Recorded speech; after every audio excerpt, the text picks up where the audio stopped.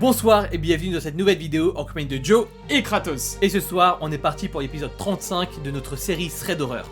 Ce soir, au menu, deux histoires assez originales de par leur mécanisme et leur dénouement, mais elles sont quand même bien flippantes et nous, personnellement, on n'aimerait pas du tout vivre ça.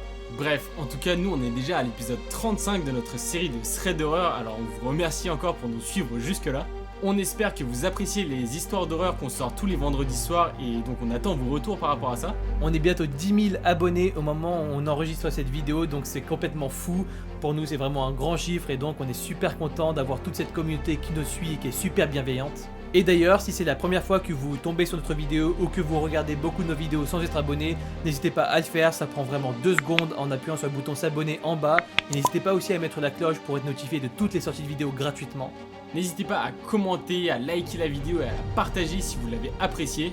N'hésitez pas aussi à nous suivre sur les réseaux sociaux, sur Instagram, sur Discord pour vraiment nous parler en direct. Et on est parti pour la première histoire.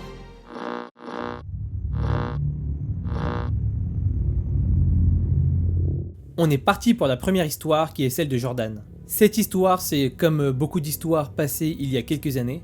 Jordan avait 16 ans et il nous dit qu'il habitait dans un quartier assez mal fréquenté. En fait, c'était un quartier où il y avait plein d'immeubles, plein de résidences et beaucoup de jeunes traînaient très souvent dans le quartier et c'était des gens plus ou moins fréquentables. Bon, Jordan l'avoue quand même, du haut de ses 16 ans, il lui est déjà arrivé de faire 2 ou 3 bêtises mais rien de grave. Auparavant, il avait déjà traîné dans certaines bandes, mais il n'avait jamais commis de vol ou il n'avait jamais agressé quelqu'un, bref, lui c'était vraiment quelqu'un de sage. Et comme beaucoup de jeunes de son quartier, à côté de l'école où il y allait tous les jours du coup au lycée, il avait une passion et cette passion c'était le basket. C'était vraiment le sport collectif par excellence qui régnait dans le quartier, tout le monde, en tout cas tous les jeunes parlaient de basketball toute la journée. Et lui, dès qu'il avait du temps libre, c'est-à-dire quasiment tous les soirs, il allait s'exercer avec son équipe sur le terrain. Et il faut savoir que quand même Jordan bénéficiait d'une réputation assez costaud dans tout son quartier. C'était quelqu'un de très bon au basket, franchement il mettait très souvent des paniers, il n'est pas peu fier de le dire. Et ça arrivait vraiment souvent que différentes équipes viennent s'affronter en fait sur le stade qui était local. C'était un terrain qui était à une vingtaine de minutes à pied de chez lui. Et comme très souvent, avant un match, il devait aller s'entraîner, faire le topo avec son équipe et parler un petit peu de l'équipe qu'ils allaient affronter. Et alors qu'il y allait, son chef d'équipe va un jour lui annoncer qu'une équipe souhaitait les rencontrer et les affronter. C'était des personnes qui visiblement ne les connaissaient pas très bien et eux non plus n'avaient quasiment aucune information sur eux si ce n'est leur âge. Et en fait c'était des personnes qui jouaient assez régulièrement au basket et qui avaient à peu près le même âge que Jordan. Donc bien entendu il est super chaud, il va commencer à s'entraîner avec son équipe, ils vont se faire des passes, ils vont marquer des paniers, bref tout le quotidien d'un joueur de basketball. Quelques jours après, alors que la rencontre devait avoir lieu dans quelques jours, il sortait du lycée. Et là il va se rendre compte de quelque chose d'un petit peu bizarre, il va avoir l'impression qu'il y a certaines bandes qui traînent autour de son lycée. Bon, il avait l'habitude de voir plein de personnes qu'il ne connaissait pas, parce que forcément, il ne pouvait pas connaître tout le monde, mais là, ça avait l'air d'être des personnes qui attendaient quelqu'un en particulier, et c'est des personnes qu'il avait vraiment jamais vues.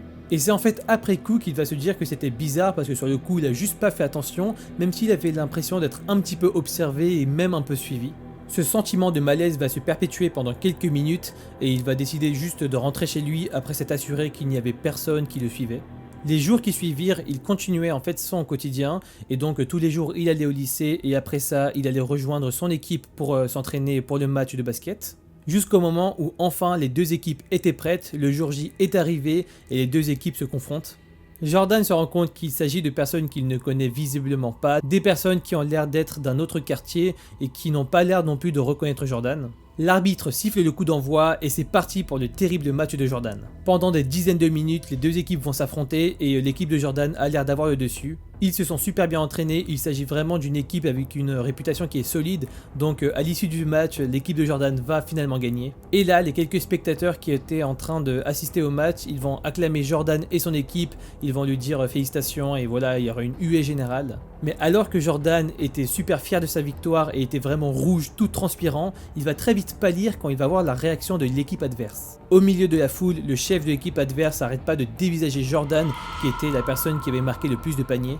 Et là, il voit qu'ils sont en train de marmonner entre eux, qu'ils ont l'air vraiment super vénères, comme s'il s'agissait de quelque chose de plus sérieux qu'un simple match. Et là, ils vont se diriger droit vers Jordan, ils vont commencer à l'insulter, à le pointer du doigt et à lui dire qu'il a triché. La tension commence à monter, Jordan il veut vraiment éviter un affrontement général et donc il essaie de calmer un petit peu la situation, mais rien n'y fait, l'équipe est vraiment résolue. Alors que les deux équipes étaient vraiment face à face et étaient en train de régler verbalement leurs différends, Jordan voit de plus en plus que l'équipe adverse a l'air de vouloir en découdre à main nue, et il entend distinctement le chef de l'équipe adverse dire que Jordan et son équipe leur avaient foutu la honte devant tout le monde.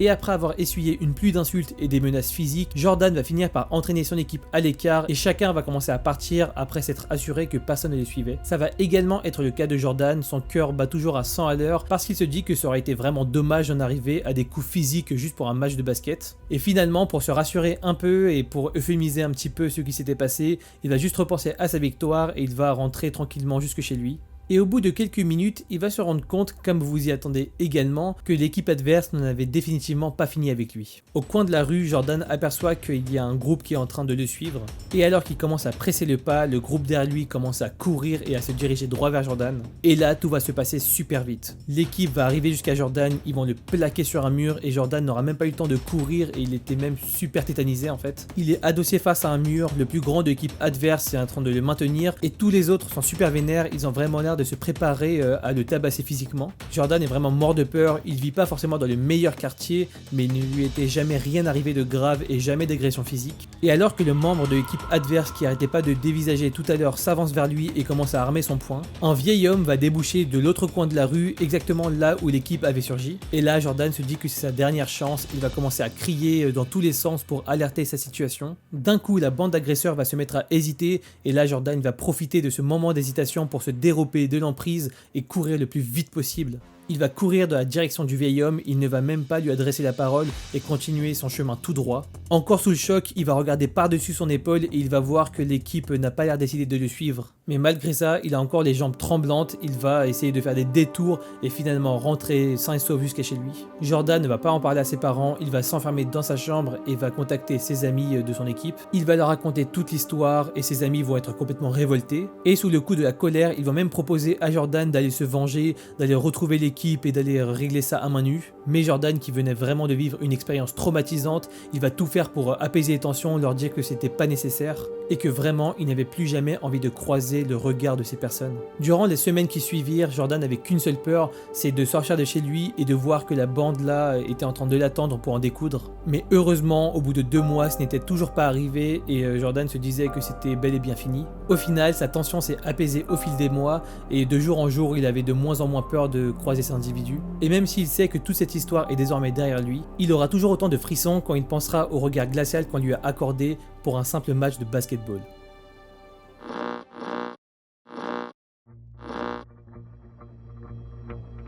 La deuxième histoire nous est racontée par Justine qui a la vingtaine. Lorsque l'histoire a commencé, parce que vous verrez elle a duré pendant pas mal de temps, Justine était en première année à la fac, elle était dans des études de bio et elle avait un appartement dans une résidence étudiante qui se trouvait assez proche.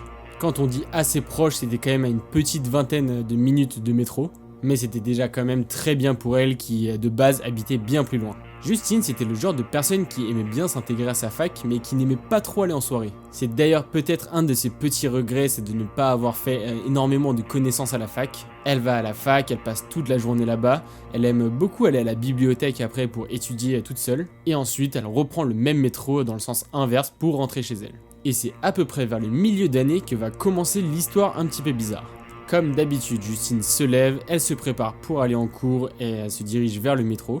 Une fois le métro arrivé, elle s'assied à la place à laquelle elle est toujours et c'est là qu'elle va voir un petit truc bizarre. Au loin, elle va voir qu'il y a une dame qui est en train de la fixer. Au début, elle va pas faire du tout attention, c'est pas la première fois qu'on la fixe dans les transports, du coup elle va passer. Mais 5 minutes plus tard, elle va la re-regarder et elle la regarde toujours. Et quand on dit qu'on la fixe, c'est vraiment qu'elle n'a aucun doute. La personne est en train de la regarder dans les yeux et elle a un air assez intrigué. D'ailleurs, Justine, elle commence à se sentir mal. Elle ne sait pas trop pourquoi, mais elle a un mauvais feeling. Elle sent qu'il y a quelque chose qui va pas. À chaque fois qu'elle détourne le regard et qu'elle regarde vers la dame, elle est toujours en train de la regarder. D'après Justine, c'était une dame qui avait à peu près 55, peut-être 60 ans. La dame avait des vêtements qui avaient l'air d'être rapiécés, donc Justine, elle a commencé à se demander si peut-être qu'elle était sans abri. Et pendant tout le trajet, c'est-à-dire les 20 minutes de métro, la personne ne va pas lâcher son regard. Et vraiment, elle ne sait pas pourquoi Justine, mais ça la fait stresser, elle a presque des gouttes de sueur, elle ne sait pas pourquoi elle stresse autant alors qu'il y a juste une personne en soi qui est en train de la fixer. Mais bon, la fin du trajet approche, les portes s'ouvrent, Justine elle se dirige vers son université et c'est enfin fini. Elle va passer toute la journée sans vraiment y penser et c'est le lendemain matin quand elle va retourner dans le métro qu'elle va indéniablement y penser.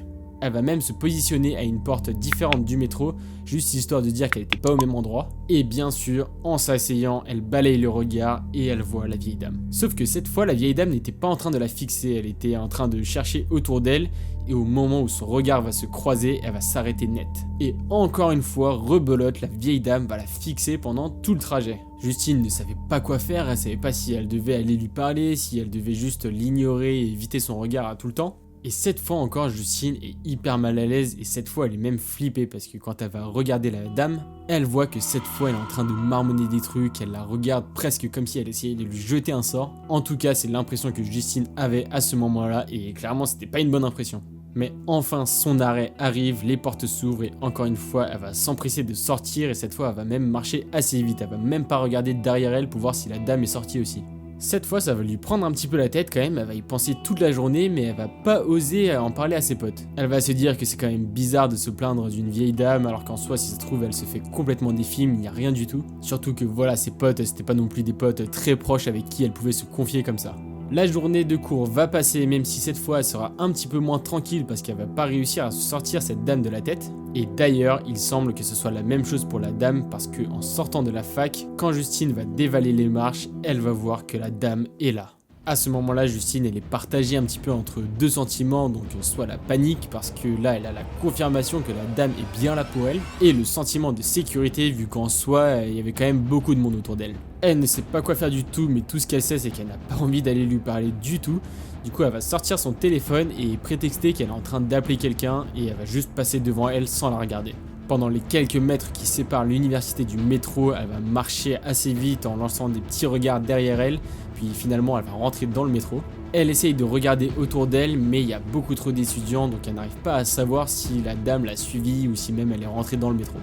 Mais bon, Justine, elle essaye de se calmer quand même, elle se dit qu'il n'y a pas non plus de danger immédiat, du coup elle va essayer de relativiser et elle va rentrer chez elle. Au début, en sortant du métro et sur la route pour rentrer chez elle, elle va voir qu'il n'y a personne derrière elle, donc elle va être assez tranquille et elle va être rassurée. Mais c'est au moment où elle va arriver dans son hall d'entrée qu'elle va se retourner et voir que la dame est là pas loin. Mais Justine, c'est une personne qui aime bien régler ses soucis seule, donc même à ce moment-là, si elle est hyper terrifiée, elle va décider d'attendre la dame pour voir si elle va enfin lui dire quelque chose. Et pendant les quelques secondes, elle va même se dire qu'en fait, si ça se trouve, c'est juste une voisine qui est là et qui du coup fait les mêmes trajets qu'elle. Elle va essayer de se rassurer avec cette théorie en se disant que c'est peut-être pour ça qu'elle la voyait aussi souvent. Même si bon, avec le recul, Justine se dit que c'était pas vraiment logique et que sa théorie ne tenait pas forcément debout vu qu'elle l'attendait quand même devant la fac. Et même si Justine avait imaginé tous les scénarios possibles, quand la vieille dame va arriver, ça ne va pas du tout bien se passer. La dame va commencer à attraper Justine et à crier le plus fort possible. Justine va commencer à se débattre un petit peu, elle va lui dire de se calmer, et en regardant de plus près, elle va voir qu'en fait la vieille dame est en train de pleurer. Et tout en pleurant, la dame commence à la secouer de plus en plus fort et à dire des choses que Justine ne comprend pas au début. Mais finalement, Justine va comprendre qu'en fait la dame était en train de lui demander pourquoi elle avait fait ça et même pourquoi elle était partie. Justine ne comprend pas du tout pourquoi la dame lui dit ça, elle est en train de se dire qu'elle la confond certainement avec quelqu'un d'autre. Et alors qu'elle essaye de calmer de plus en plus la dame, elle voit du coin de l'œil qu'il y a un garde de la sécurité de la résidence qui est en train de se diriger vers elle. Le garde de la sécurité va calmer le jeu, il va essayer de les séparer un petit peu, mais la dame vraiment elle est déchaînée, elle arrête pas de pleurer. Justine ne revient pas quand même de ce qui est en train de se passer, elle n'aurait jamais pu imaginer que ça arrive, et vraiment elle est terrifiée quand même.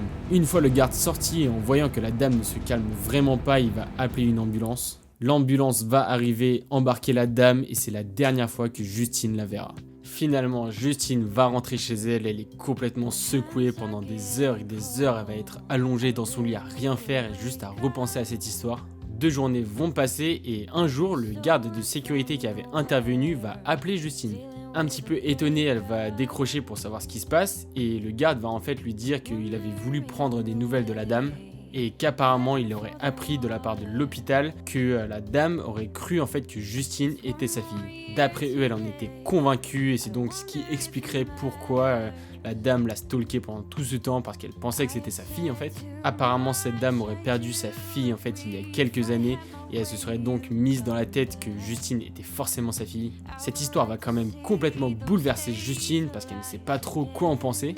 Et toutes les années qui vont suivre, à chaque fois qu'elle va rentrer dans ce métro, elle n'arrivera pas à s'empêcher de repenser à cette dame. Alors, comme on vous l'a dit, c'est vraiment le genre d'histoire qu'on n'aimerait pas du tout que ça nous arrive. Clairement, si une histoire du genre vous arrive, on attend que vous nous les racontiez et donc n'hésitez pas à nous raconter vos histoires. Vous pouvez nous contacter par mail, sur Instagram, Facebook si vous voulez, ou encore mieux Discord car on a des salons qui sont dédiés pour ça. Notez à vos agendas que vendredi sort la dernière histoire d'horreur du mois, donc l'épisode 4. Et d'ailleurs on espère que vous avez apprécié. Pour savoir si on doit continuer, n'hésitez pas à nous partager vos retours. On verra à l'issue de vos retours si on continue sur ce format-là ou pas, ou alors si on en fait un autre. En tout cas, on attend vraiment vos avis sur ce type de vidéo parce que c'est vraiment important pour nous et c'est hyper important pour l'évolution de la chaîne. Bref, nous on vous dit merci encore d'avoir regardé, merci encore de nous suivre, let's go les 10 000 abonnés et on se dit à très bientôt pour une nouvelle vidéo. Ciao. Donc bien entendu, il est super chaud, il va commencer à s'entraîner avec son équipe, ils vont se faire des passes, ils vont marquer des paniers, bref, tout le quotidien d'un basketball. Jordan se rend compte que c'est des personnes qu'il ne connaît pas du tout, des personnes qu'il a envie... Pourquoi je me retenais en plein truc. Jordan se rend compte qu'il s'agit de personnes qui... Notez à vos agendas que vendredi prochain sort la 3e histoire d'horreur et on vous le donne dans le mille, elle est vraiment super glauque, donc ce sera vendredi... C'est la 4ème. Du coup, vendredi là, c'est la 3ème. Justement. Prochain. C'est là que justement. Ah non, c'est ce vendredi là qu'elle sort.